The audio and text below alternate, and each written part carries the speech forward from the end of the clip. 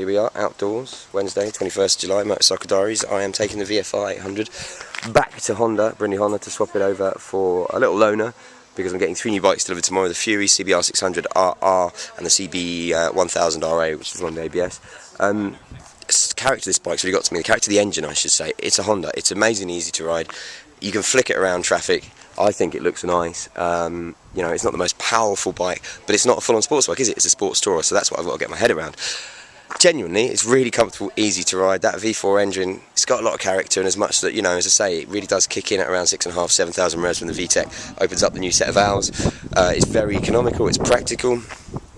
Although for some reason, although I like the style and I like riding it, I don't know, maybe it hasn't blown me away, but I have had some amazing bikes recently, so I'm going to do what the only thing I can do in this situation is. I'm going to head back to Brindley Honda, have a chat with Lee about it, and, you know, knock some ideas off him, and, you know, counter the point of why maybe, you know, it's not blown me away as much as other bikes, and it's probably because of that. You know, it's like if you get on a Bandit or a Gladius or something, they don't blow you away as much as getting on the 600 sports bike version of that bike. And obviously I've ridden the VFR12, which is a consummate, wonderful machine, and this, you know, it's similar. It's a baby brother, but it is old, it's dated, it's 8 years old now since it came out. But I am enjoying it, and I know these are like cult bikes, so I'm not trying to offend anyone that's got one. My brother had one, and everyone that gets one of these pretty much keeps them forever. I think that's it. It is an amazing bike. If you wanted to use it day in, day out, build quality is going to be second to none. It's easy to ride. It's got the sporty pedigree there with the V4 engine. Once you get above the 7,000 revs, it's just about using that. Anyway, I'll head to Brindley Honda. I'll see you in a bit.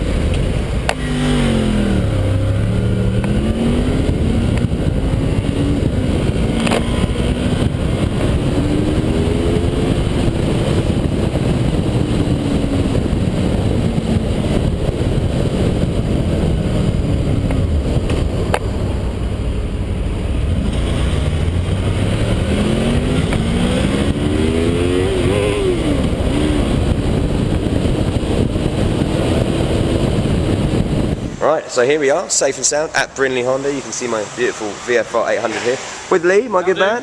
Time to have a bit of a chat about this bike, because it took me a bit of a while for it to grow on me, if you know what I mean.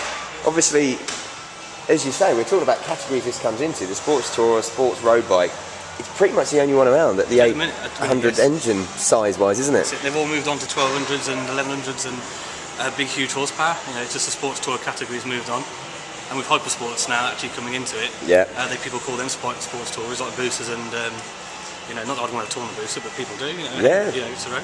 Boosters, Blackbirds, things like that. I mean, ZR14. See, this thing, what it struck me about it is the V4 for a start, it's quite an interesting thing is, you know, I got on it and the first day I was going to say, well, it just doesn't seem to scream like a sports bike will, obviously because of the way the engine revs and everything, but actually the performance isn't that much down on it, and if anything it just delivers it in a very different way. Kind of, I suppose, a perfect combination between a twin and an inline, isn't it? It just is smooth, and when the VTEC kicks in, you know, it's great, it feels like a hammer, and you know, it's easy to ride, you can commute on this every day, and it, you know, it's fun, it has that sporting pedigree. Obviously, as we talked about, it's been out for 8 years now. It's not the most modern of bike, but the brakes, the suspension, they're all top notch. The engine, you know, likes to be revved. I do enjoy it, but you know, just over $9 grand.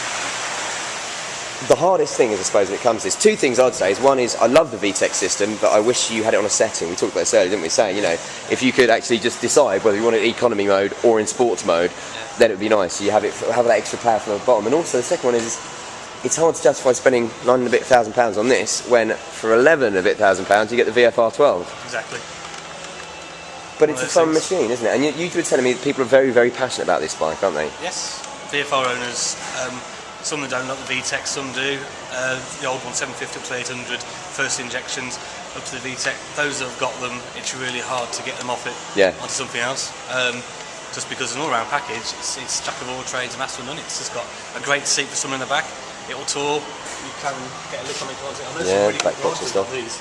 Well, to be honest with you, I can understand that because, you know, we're talking about all the time usability and keeping the bike stable. You know, that's obviously to go fast, you need a bike that is stable. So while it's nice having a bike that kind of feels a little bit on edge, let's be honest, you're not going to be going as quickly as someone that is on a bike that's a lot comfortable to ride.